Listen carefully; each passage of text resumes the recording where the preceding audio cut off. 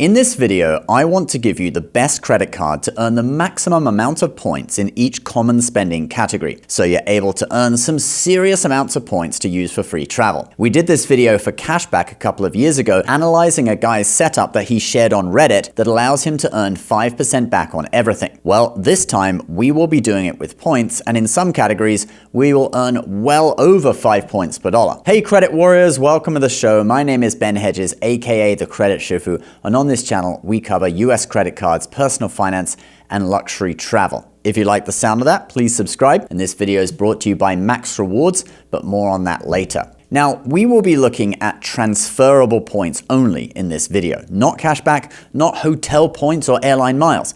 That is because transferable points are generally considered the most valuable, with major points currencies like Chase UR points, Amex membership rewards points, Citi Thank You points, and Capital One miles all being worth around 2 cents per point, according to the points guy. So picking the cards with the highest multipliers in transferable points should give you the highest value overall. I'm going to go through the most popular spending categories, and I've found cards that earn the highest rates in each. For your info, we will not include any cards that you cannot apply for anymore. So you're not going to see the Citi Custom Cash here, for example, even though it gets you 5 points per dollar in many categories if that is your highest spending category for the month, but we're not going to include it. Some categories we will split into regular and restricted version of the category, like airfare with airlines direct and airfare through a portal. Okay, we'll give you options for both of those. And 5 points per dollar is kind of the magic number. Okay, we're going to be aiming to be at 5 points per dollar for all of them. With some categories, we're actually able to do better than 5, and some we fall slightly short. So let's start with gas. So for gas spending, the best credit card out there that earns a high multiplier of transferable points is the Amex Business Gold. It earns 4 points per dollar on your biggest 2 spending categories per month from this list. And obviously you can see that gas is on there. So if you make sure gas is one of your 2 biggest spending categories for the month, you will be earning 4 points per dollar back. Now, I want to address an elephant in the room. This is a business card. What if you don't have a business? Well, business cards from Amex and Chase are easy to get. You don't even need an LLC, a company. You can apply with your own social security number. And normally, you don't have to provide any evidence of business activity. If you're a contractor, like an Uber driver or someone in the building industry who charges per job, okay, then that is a legit business, all right? You can apply for these. So I will include some business cards from Amex and Chase in this. Technically, you're only supposed to use them for business spending, but who's checking? Like, I can say what I want now that the credit card companies don't partner with me anymore. For gas, there is currently a card that does better than this though, and that is just for this quarter. Let's look at that now. That card is the Chase Freedom Flex, or the old Freedom if you still have that. This card pays out 5 points per dollar. Yes, they do market it as cashback, but as long as you have a Chase Sapphire or Chase Ink preferred card to transfer it to, it becomes points. So I'm going to call it points. So the card pays 5 points per dollar on $1,500 worth of spending in categories that change each quarter. Here are the categories for quarter 3 of 2026. And what do you notice? Yes, gas is one of them. It's limited to $1,500 in 3 months, but I doubt most people will spend over $500 per month on gas. So that should cover you for the whole quarter. Then you can go back to using the Amex Business Gold. Let's move on to our next category. Transit.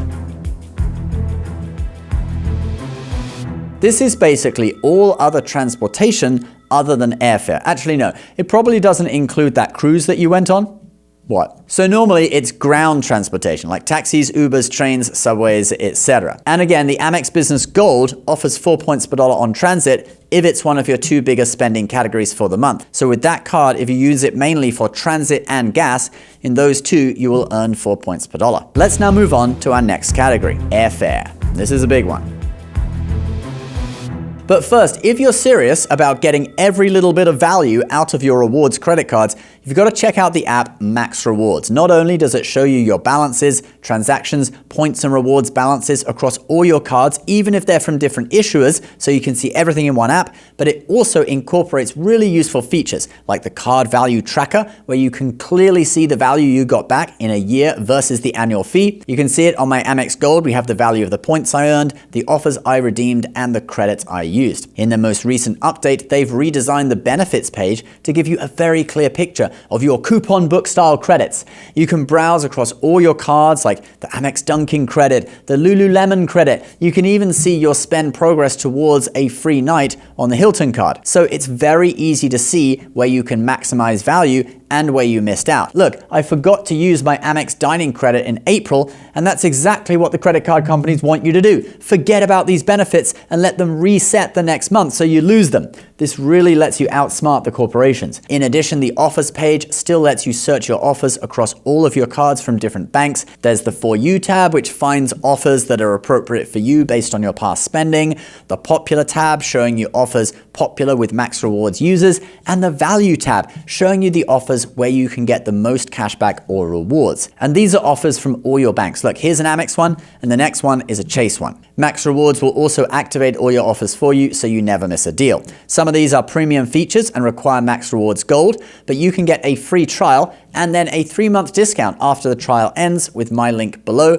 or if you download it directly from the App Store, use code BEN when you sign up for the same deal. There are also free features on the app that you can try out as well. So for airfare, we will use an old favorite, the Amex Platinum, which pays you 5 points per dollar on flights on up to $500,000 in spend per year. This is really significant. I remember spending about $10,000 on some business class flights to the UK a couple of years ago and getting 50,000 points back. That's like getting a welcome bonus on a mid-tier credit card. And at 2 cents per point, that is worth $1,000. So this really is useful since air tickets are one spending area where you may spend a lot of money in one go and you suddenly get a huge windfall of points. But it is possible to get an even higher multiplier on airfare if you are willing to book through a bank's portal, and that is with the Chase Sapphire Reserve. This card gives you 8 points per dollar on everything booked through Chase Travel, which obviously includes airfare. The bank can do this because they're getting a cut of the price since they are marketing the air ticket. So they're just sharing some of that profit with you in addition to sharing the transaction fee with you. Some other cards also offer higher rates through their portals,